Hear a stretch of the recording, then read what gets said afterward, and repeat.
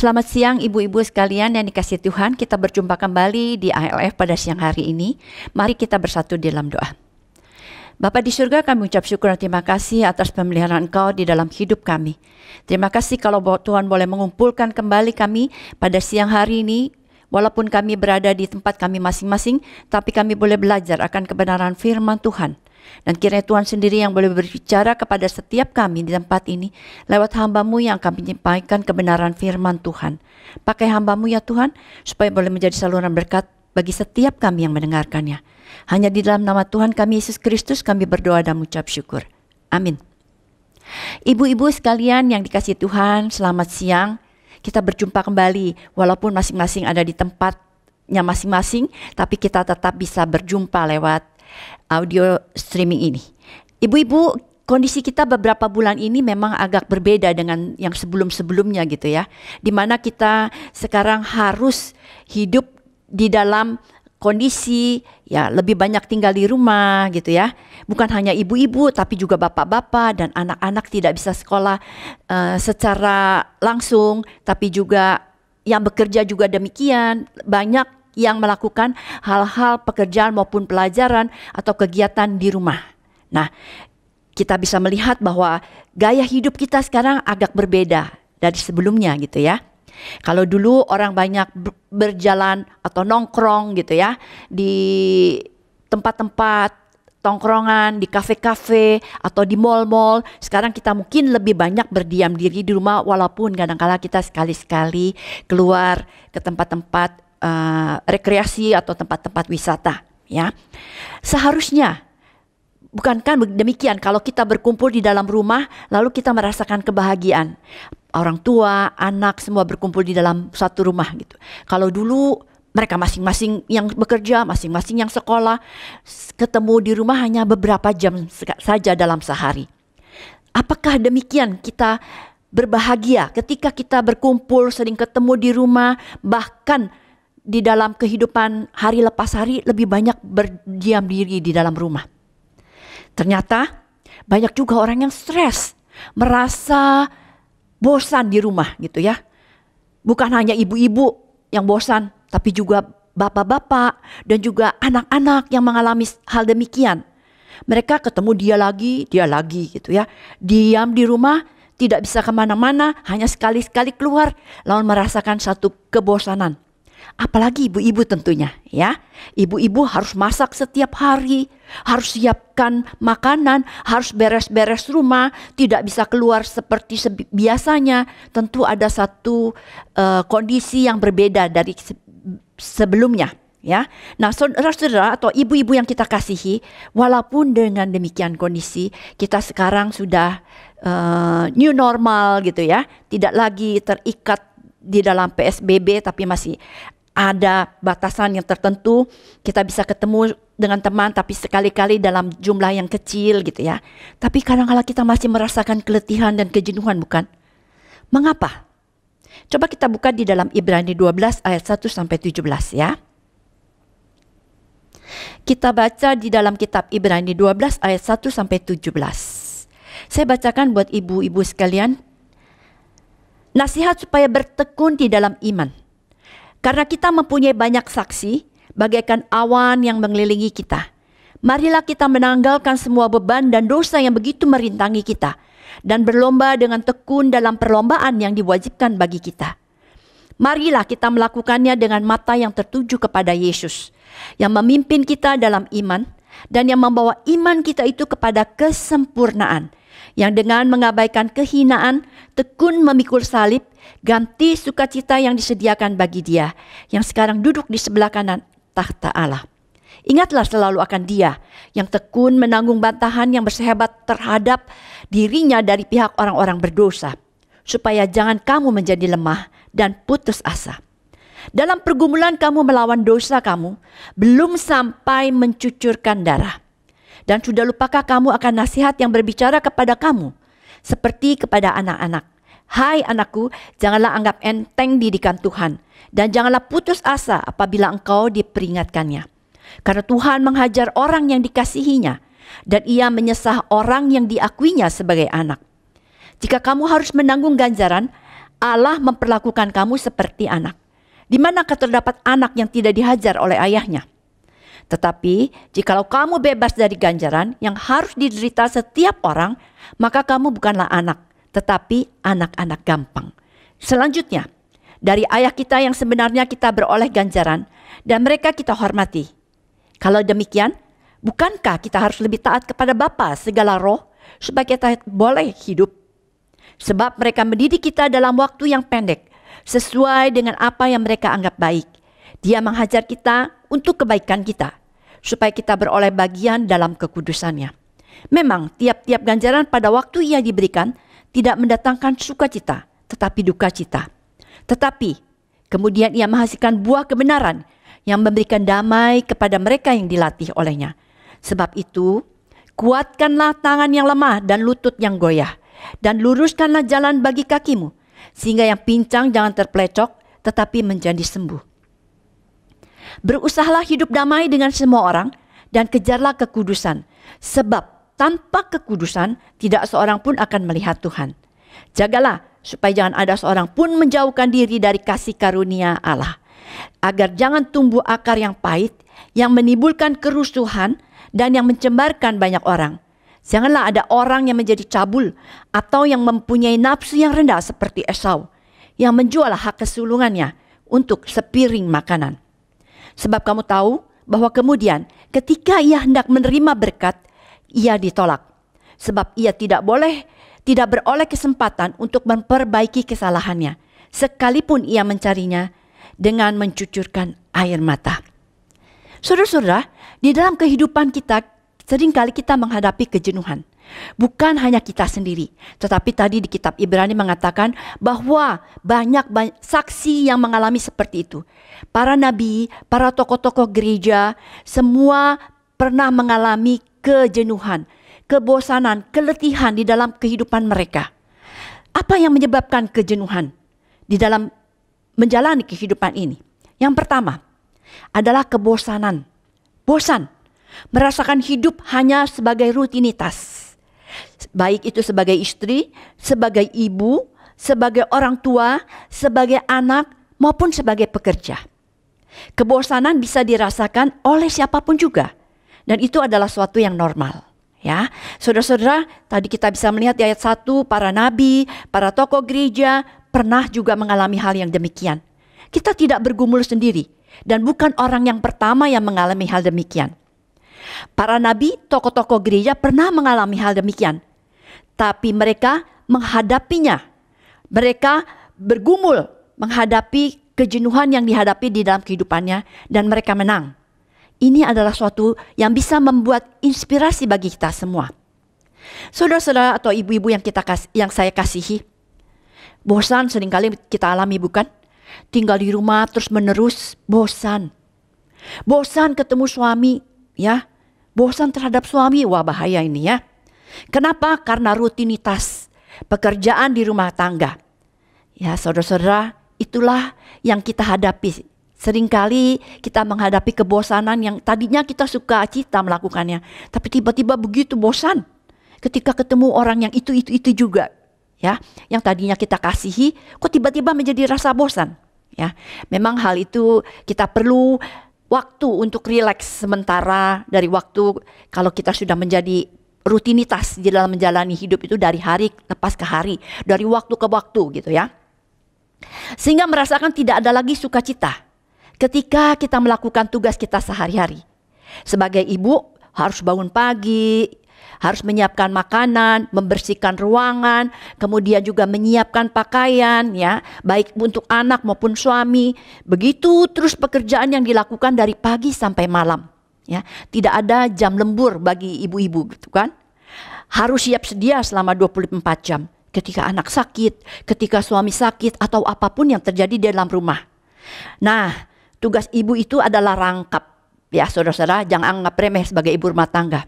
Karena tugas ibu sebagai ibu rumah tangga merangkap sebagai manajer di dalam rumah tangga, sebagai menteri keuangan di dalam rumah tangga, sebagai guru pendidik yang mengajar anak-anak, mengelola semua kebutuhan rumah tangga, melayani dan mendampingi suami, bahkan menjadi satpam mengawasi anak, Ketika kapan harus pergi, kapan harus pulang, ya saudara-saudara. Semua kadang-kadang pekerjaan yang dilakukan hari lepas hari menjadi suatu rutinitas dan menjadi satu kebosanan, ya. Kenapa? Karena tidak bisa hasil daripada pekerjaan ibu rumah tangga hari lepas hari itu kadang tidak bisa diukur seperti kita bekerja di kantor, ya.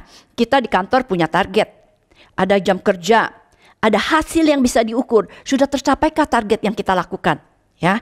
Ada bonus. Tetapi sebagai ibu rumah tangga kadang kita tidak bisa samakan kehidupan kita dengan kehidupan di office atau di kantor, ya. Tugas ibu rumah tangga lebih mulia. Kenapa dikatakan demikian? Karena keberhasilan seorang ibu rumah tangga tidak diukur daripada keberhasilan materi yang diperoleh, tetapi adalah keberhasilan ketika menjaga rumah tangga menjadi harmonis, membawa keluarga menjadi makin dekat kepada Tuhan, ya. Saudara-saudara, bukan kita harus berhasil mencetak anak-anak kita untuk menjadi orang yang ternama, menjadi orang yang menghasilkan sukses, banyak materi. Tetapi yang utama adalah membawa anak-anak kita, keluarga kita takut kepada Tuhan, ya. Dan materi dan keberhasilan lainnya adalah bonus dari Tuhan. Ketika kita hidup benar dan bertanggung jawab menjalani kehidupan ini, pasti Tuhan akan berkati kita. Ketika semua itu dilakukan karena kita merasa hanya rutinitas, tanpa ada rasa sukacita lagi sebagai ibu rumah tangga, maka akan timbullah kebosanan atau kejenuhan. Karena sukacita yang sejati tidak bisa diukur dengan menutupi kebosanan itu lewat entertainment atau hiburan, ya, yang kita lakukan sehari-hari, nonton lewat TV, ya, lewat Netflix, terus kemudian kita makan di restoran yang kita sukai, jalan-jalan ke tempat wisata, itu bukan alasan yang paling tepat.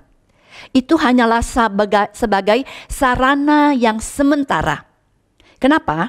Karena sukacita yang benar bukan Tuhan plus pekerjaan yang sukses, atau mapan, atau materi yang kita miliki, atau hiburan-hiburan yang kita nikmati, teman-teman yang baik kepada kita, seks, istirahat, atau hobi.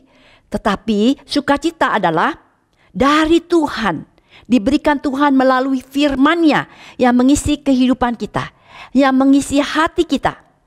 Ketika kita memiliki Tuhan, kita akan memiliki sukacita itu.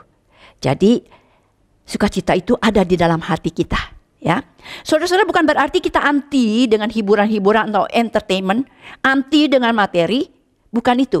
Tapi sukacita yang sejati adalah dari dalam hati yang diberikan Tuhan kepada orang-orang yang dekat kepada Dia dan selalu berseru kepada Dia.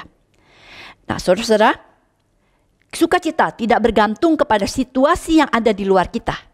Oleh sebab itu, entertainment, materi, ketenaran, jabatan, kesuksesan kita hanyalah tambahan yang ada di dalam hidup kita, bukan yang utama. Dengan demikian, kalau materi itu ada, kita bisa bersukacita. Tapi kalau materi itu pun tidak ada, mungkin kita tetap bisa bersukacita kalau Tuhan ada bersama dengan kita. Ya, saudara-saudara. Kemudian, kejenuhan yang mungkin bisa terjadi di dalam hidup kita karena adanya yang kedua adalah tekanan. Baik dari dalam maupun dari dalam luar diri kita. Tekanan dari dalam diri kita adalah ketika kita merasa takut gagal. Kita bukan orang yang memiliki segala sesuatu gitu, ya. Sehingga takut gagal sebagai istri, kemudian takut gagal sebagai ibu yang baik. Lalu kalau yang dari luar adalah tekanan-tekanan yang bisa dihadapi ketika kita menghadapi musuh dari luar, ya, ketika kita menghadapi tekanan-tekanan atau tuntutan-tuntutan yang diberikan kepada kita baik sebagai ibu rumah tangga atau sebagai pekerja sekalipun. Kita bisa kita lihat contoh dari Elia, ya, di dalam kitab 1 Raja-Raja 19. Elia yang begitu gagah berani dipakai Tuhan melawan nabi-nabi Baal. Tetapi setelah itu dia merasa ketakutan. Kenapa? Karena dia diancam oleh Ratu Isabel yang mau membunuh Elia. Elia ketakutan dan dia lari meninggalkan kotanya, pergi ke Beersheba. Karena adanya tekanan yang demikian besar, maka Elia melarikan diri dan dia berteriak kepada Tuhan. Tuhan, aku sudah berbuat segala sesuatu. Kenapa saya harus dibuat seperti demikian? Saudara-saudara bisa lihat Nabi Elia yang begitu perkasa melawan Nabi-Nabi Baal. Tapi dia pun mengalami ketakutan, keletihan, kejenuhan ketika menghadapi Ratu Isabel, ya, yang menuntut dan mau membunuh dia. Saudara-saudara, tekanan-tekanan yang kita hadapi sebagai ibu atau istri seringkali kita hadapi di dalam kehidupan kita sehari-hari, bukan? Ya, entah itu tuntutan dari suami, atau tuntutan dari anak, atau tuntutan dari saudara, ya, yang tidak bisa kita penuhi, lalu kita merasa, aduh saya tidak mampu, saya gagal gitu ya. Lalu kita tidak mendapatkan penghargaan di dalam rumah tangga, kita tidak mendapatkan pujian dari keluarga, yang bahkan orang yang terdekat yaitu pasangan kita sekalipun. Lalu ketika kita bertemu dengan teman kita, lalu dengan mungkin mantan kita dulu gitu ya, kita bertemu lalu memuji kita, memperhatikan kita, wah rasanya happy bukan? Lalu merasakan wah, lalu mulai menikmati perhatian itu, menikmati pujian dari luar yang tidak diperoleh dari dalam rumah. Hati-hati ibu, jangan sampai ibu-ibu terperosok ke dalam gua yang lebih dalam, ya. Kenapa? Karena kita carilah pujian yang bukan sementara, tapi carilah pujian yang kekal, yang Tuhan berikan kepada kita. Jadi kita bisa melihat Tuhan memuji ibu-ibu yang cakap. Ya, di dalam kitab Amsal 31 ayat 10 dikatakan, istri yang cakap lebih berharga dari permata. Jadi saudara-saudara, bukan berarti dengan demikian ibu-ibu atau bapak-bapak mengabaikan untuk memberikan perhatian atau pujian kepada pasangan masing-masing, atau kepada anak kita, atau kepada anggota keluarga kita. Berikanlah perhatian kepada mereka. Berikanlah pujian kepada mereka dengan tulus. Artinya bukan pujian palsu. Ya, anak melakukan satu yang salah tetap dipuji. Aduh, kamu anak yang baik gitu ya. Sampai anak itu tidak tahu bahwa dia berbuat salah. Kalau dia berlakukan yang benar, pujilah. Tapi kalau dia salah, tegurlah. Ya, tadi dikatakan anak-anak yang disayangi akan dihajar. Tapi anak-anak yang dibiarkan itu adalah anak-anak gampang. Kemudian yang ketiga, penyebab dari kejenuhan adalah hidup dalam kepura-puraan. Hidup dalam kepalsuan, kemunafikan. Kenapa? Karena ada dosa yang disembunyikan. Kita menutupi kepura-puraan, kita menutupi dosa kita supaya tidak terlihat oleh orang lain. Lalu kita pura-pura seolah-olah kita baik-baik saja. Ya, membuat hidup ada dalam kepalsuan. Sampai kapan kita bisa hidup di dalam kepalsuan demikian? Menutupi keburukan kita, menutupi dosa kita. Sampai kapan? Mungkin manusia bisa kita tipu, ya, tipu. Mereka tidak tahu dosa yang kita lakukan. Tapi ingat, Tuhan melihat segala sesuatu. Tuhan mengetahui sampai yang paling dalam dari hati kita. Keinginan kita, pikiran kita, itu pun Tuhan tahu. Ya, jadi saudara-saudara, sikap kepura-puraan ini seringkali membuat kita menjadi hidup dengan penuh kepalsuan yang buat kita menjadi letih karena tidak apa adanya hidup kita. Pura-pura baik, pura-pura manis, padahal tidak suka sama orang gitu ya. Pura-pura oke, baik-baik, padahal di belakang banyak sekali persoalan yang harus kita hadapi. Jadi saudara-saudara, dengan demikian bagaimana kita menghadapi kejenuhan yang kita alami di dalam hidup ini? Pada waktu kita mengalami kejenuhan, apa yang kita lakukan? Menyerah atau berseru kepada Tuhan? Ada 3 sikap yang dilakukan orang-orang ketika menghadapi kejenuhan. Yang pertama yaitu fight, bertarung, ya. Dia akan bertindak seperti apa yang seharusnya dilakukan. Dia tidak mau tinggal diam, dia tidak mau merenung dan menyesali atau menggerutu, tapi dia akan berusaha fight, berlawan, bertarung gitu ya. Nah, saudara-saudara, kita tahu bahwa kejenuhan adalah waktu yang tepat saat kita berbicara kepada Tuhan. Mungkin pada saat itu Kita perlu merestore, ya, membersihkan pikiran-pikiran yang tidak benar, mengisi dengan pikiran-pikiran yang benar dan bermanfaat. Ketika kita bertindak, ada berkat dari Tuhan bagi kita. Saudara-saudara, ada seorang pelari yang matanya hampir buta gitu ya, dan dia hanya bisa melihat bayang-bayang atau warna abu-abu yang ada di hadapannya, itu pun jarak dekat. Dia tidak bisa melihat jauh dan dia tidak bisa melihat secara pasti bentuk yang ada di hadapannya. Tapi dia jago lari. Nah, si pelari ini seringkali ikut pertandingan. Tetapi karena keterbatasan matanya, dia hanya dapat memperoleh kejuaraan misalnya 1, 2, 3. Tapi biasanya dia ada di ranking 4 atau 5 gitu ya. Nah, seseorang melihat kemampuan daripada si pelari yang agak buta ini. Lalu dia carikan seorang pelatih. Dia dilatih dan kemudian dia dilatih untuk berlari dengan lebih baik. Lewat apa? Lewat bayangan yang ada di depannya. Jadi setiap ada bayangan di depannya, dia harus lewati. Berarti dia melewati orang itu, ya. Setiap ada orang di depan dia, dia harus lewati bayangan itu. Nah, kesulitan yang terakhir adalah ketika dia harus mencapai finish. Ketika dia sudah di depan, tidak ada lagi orang, maka dia bayang-bayang itu tidak ada, bukan? Dan dia harus meraba-raba, kemana saya harus berlari? Dan dia dilatih akhirnya dengan cara pendengarannya. Dia berlatih bagaimana dia bisa mendengar dan kemudian dia fokus kepada tujuan dia. Dan akhirnya dia bisa memperoleh finish. Nah, saudara-saudara, dengan latihan yang demikian, si pelari yang matanya agak buram ini akhirnya bisa memenangkan beberapa pertandingan. Ya, jadi saudara-saudara, kita bisa melihat dia mengalami kekurangan di matanya, tapi dia fight, dia bertarung untuk bisa bertanding, untuk tidak kalah dengan orang-orang yang punya penglihatan yang lebih tajam dari dia.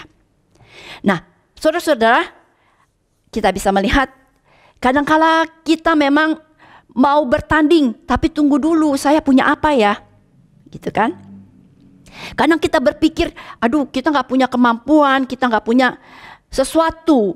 Tetapi lihat, apa kelebihan yang kita punyai ya? Kita tidak membutuhkan kenyamanan, yang kita perlukan adalah keberanian untuk bertarung menghadapi dunia ini. Dari mana keberanian itu? Jelas. Iman kita dikatakan tadi, memberi kita keberanian dan kepercayaan untuk terus maju. Bukan iman pada kondisi kehidupan yang kita hadapi yang berubah-ubah. Tapi iman yang fokus kepada Kristus. Yang tidak pernah berubah dan selalu memperhatikan dan menolong kita tepat pada waktunya. Di saat kita ingin menyerah, di saat kita sudah merasa bosan, tidak mau lagi melakukan sesuatu, pada saat itulah kita perlu mendengarkan Tuhan berbicara. Saudara-saudara, sikap yang kedua adalah flight. Ya, tadi pertama fight, bertarung. Yang kedua adalah flight, berlari. Berlari bukan menghadapi tujuan, tapi berlari menghindar daripada permasalahan yang sedang dihadapi. Ketika ada sesuatu yang kita takuti datang mendekat, maka respon yang sering kita lakukan adalah berlari ke arah yang berlawanan dan akhirnya melarikan diri dari tanggung jawab. Ketika ada kesulitan datang, kita mau menghindar dari kesulitan, kita mau lari menjauh dari kesulitan itu. Ya saudara-saudara, kenapa? Karena takut kita gagal, takut pada penolakan. Ya, kalau kita takut pada penolakan, tidak diterima oleh satu kelompok, tidak diterima di satu pekerjaan, akhirnya ya udah nggak usah lamar kerjaan deh. Nanti saya gagal, nggak mau. Jadi kalah sebelum berperang, gitu ya. Nah, orang-orang yang tipe sedemikian adalah melarikan diri, tidak mau menyelesaikan masalah, bahkan menimbun masalah-masalah yang bisa mengakibatkan menjadi besar. Masalah kecil didiamkan lalu akhirnya menjadi besar. Saudara-saudara, berhentilah melarikan diri. Karena sebenarnya saat itulah Anda sedang melarikan diri dari berkat yang Tuhan sudah sediakan buat kita. Sikap yang ketiga yang sering dilakukan adalah freeze, berdiam, ya, terpaku di tempat. merasa tidak berdaya, dan terus meratapi diri, kenapa saya hidup begini susah, kenapa saya harus menanggung penderitaan seperti ini, mengapa saya harus merana seperti ini, gitu ya. Selalu merasa orang yang paling malang di dunia ini, ya. Orang-orang tipe seperti ini, misalnya ibu-ibu takut ribut dengan suami, udahlah, diam aja deh. Diam aja, nggak usah pikirin dia mau ngomong apa, dia mau berbuat apa, silakan. Asal nggak mengganggu saya, gitu ya. Akhirnya padahal suami pikir nggak ada apa-apa, everything okay. Lalu diam-diam dan oke-oke saja. Padahal ternyata ada masalah. Cuma tidak diungkapkan, bahkan dipendam oleh si istri atau orang lain, atau si suami pun demikian, ya. Nah, saudara-saudara, ketika kita melihat ada tiga sikap orang menghadapi kejenuhan ini, apa yang harus kita lakukan menghadapi kejenuhan di dalam hidup kita? Yang pertama, saudara-saudara harus memiliki tujuan hidup yang terarah. Tadi di Ibrani 12 ayat 1 dengan 2 sampai 2 dikatakan, ya, kita harus berfokus kepada Kristus. Kita harus berlari kepada Kristus, bukan untuk diri kita sendiri. Ketika orang kita kasihi tidak lagi mengasihi kita, ketika orang yang kita percayai tidak bisa dipercayai, bahkan mengkhianati kita. Di Ibrani 12 ayat 1 dikatakan, banyak saksi dan orang-orang yang mengalami hal demikian, dan di dalam kehidupannya menguatkan hidup kita. Abraham di tengah kesulitannya, dia tetap percaya dan tetap mengikuti tujuan dari Tuhan. Mengapa kita tidak? Ya, saudara-saudara, orang bisa tidak mengasihi kita, orang bisa mengkhianati kita, tapi Tuhan tidak pernah melakukan hal itu. Tuhan tidak pernah tidak mengasihi kita. Tuhan tidak pernah tidak bisa kita percayai. Mengapa kita tidak mengikuti Dia? Karena Tuhan kita adalah Tuhan yang setia dan adil. Yang kedua, ya, dalam menghadapi kejenuhan, kita tidak mengasihani diri kita sendiri. Terus menerus mengasihi diri sendiri. Ayat 3 dikatakan, jangan lemah, jangan putus asa. Jangan kita hanya meratapi diri ketika menghadapi persoalan, menggerutu, menyerah, bahkan menyalahkan orang lain, atau bahkan menyalahkan Tuhan. Tuhan sih yang buat saya seperti demikian, ya. Atau kamu sih yang buat saya sampai mengalami demikian, ya. Ketika kita merasa putus asa, merasa letih, ya, kita memang sedang merasa kasihan kepada diri kita sendiri. Dan untuk itu kita perlu, ya, pertolongan orang lain yang lebih kuat daripada kita untuk kita bisa menghadapinya demikian. Kita tidak perlu mengasihani diri kita sendiri, tapi kita perlu mengasihani orang lain yang membutuhkan pertolongan kita, ya. Jadi sekarang kita boleh mengganti sikap mengasihani diri kita sendiri dengan sikap bersyukur kepada Tuhan untuk segala sesuatu yang Tuhan sudah berikan kepada kita. Karena kita tahu Tuhan pasti memberikan yang terbaik buat kita, sekalipun mungkin tidak menyenangkan buat kita, sekalipun mungkin menyakitkan buat kita, tapi Tuhan tahu itulah yang terbaik yang harus kita terima. Karena saudara-saudara, kita tahu bahwa kesulitan, masalah atau penderitaan yang kita alami, ya, selama itu diizinkan Tuhan, itu adalah bagian untuk pertumbuhan iman kita, untuk melatih kita, dikatakan, ya. Tuhan mendisiplinkan kita di dalam kehidupan kita, di dalam kesabaran kita, sehingga kita memperoleh satu kemenangan hidup bersama dengan Dia pada akhirnya. Saudara-saudara, yang ketiga, kita cara menghadapi kejenuhan yaitu menanggalkan beban. Menanggalkan di sini berarti adalah meletakkan sesuatu dan mendorongnya jauh-jauh. Jadi kalau kita bawa beban berat, lalu kita tanggalkan, kita taruh, kita letakkan jauh-jauh daripada bahu kita, ya. Supaya apa? Supaya kita merasa lebih lega. Tanggalkan bebanmu, ya.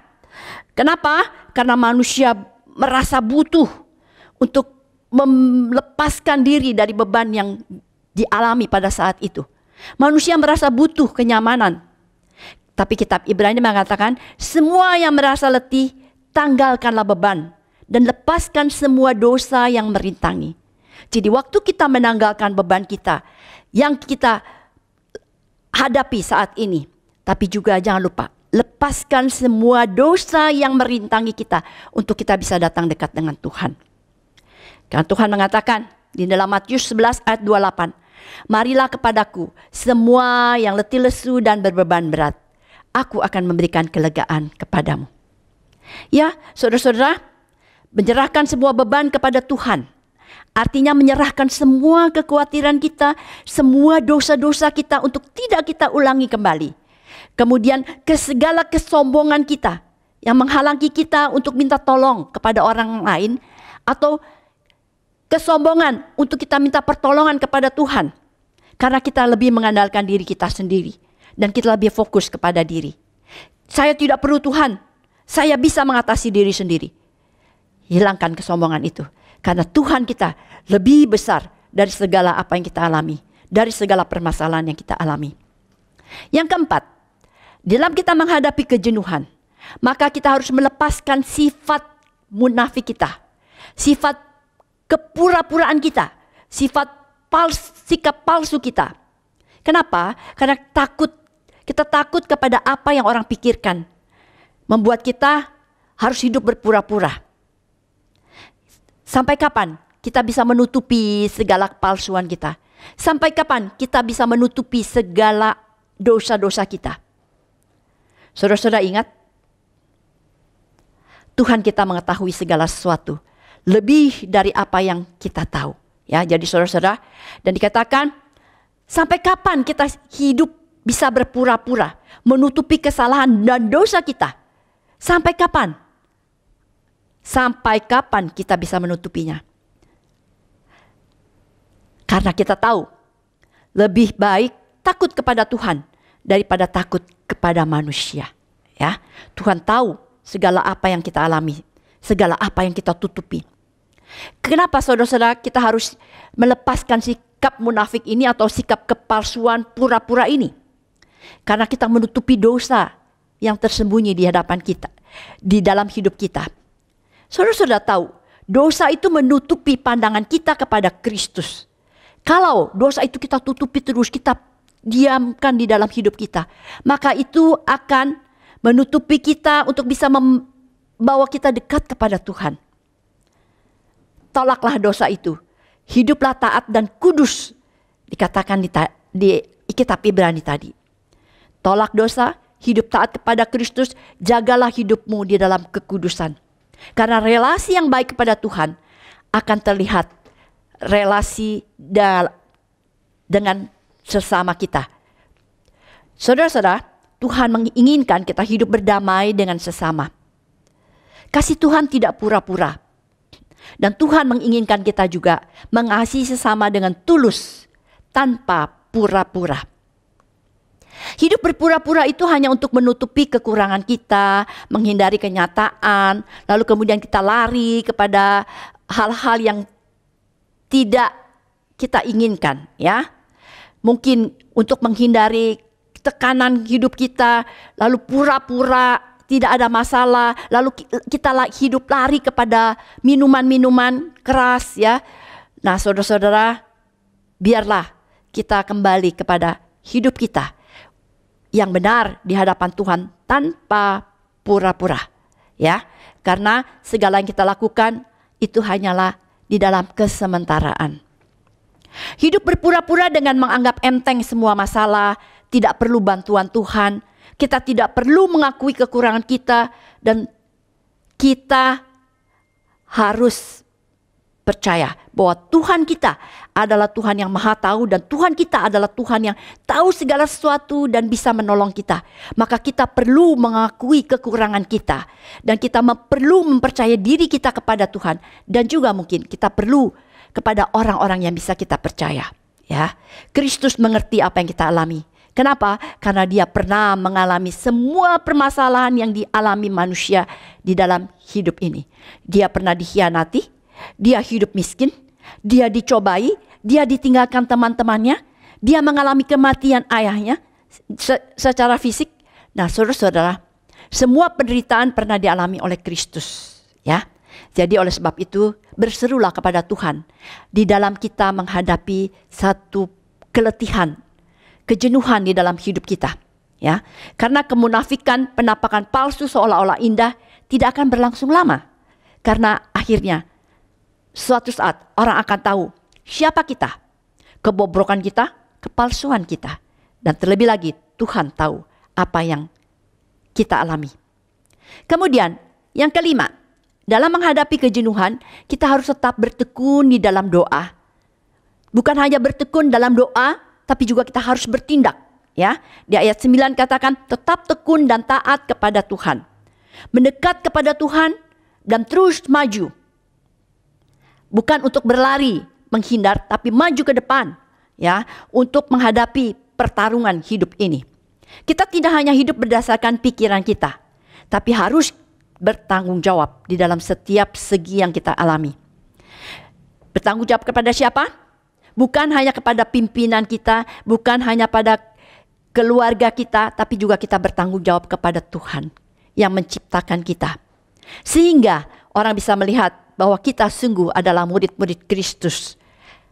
Saudara-saudara, yang terakhir, dalam menyikapi kejenuhan yaitu lakukanlah latihan badani. Ya, jadi kita sudah melatih diri kita di dalam rohani, spiritual, tapi juga kita perlu lakukan di dalam latihan badani. Tubuh kita, tubuh jasmani kita, karena kita punya jasmani dan rohani. Milikilah kegiatan yang membangun kesehatan jasmani kita. Misalnya olahraga, ya. Kemudian kita bisa melakukan aktivitas yang sesuai dengan hobi kita. Jadi jangan hanya terpaku kepada rutinitas yang membuat kita menjadi jenuh atau membuat kita bosan gitu ya. Tapi lakukanlah apa yang kita sukai, yaitu misalnya olahraga, hobi gitu ya. Membuat kita menyegarkan kembali hidup kita di dalam menjalani hari lepas hari.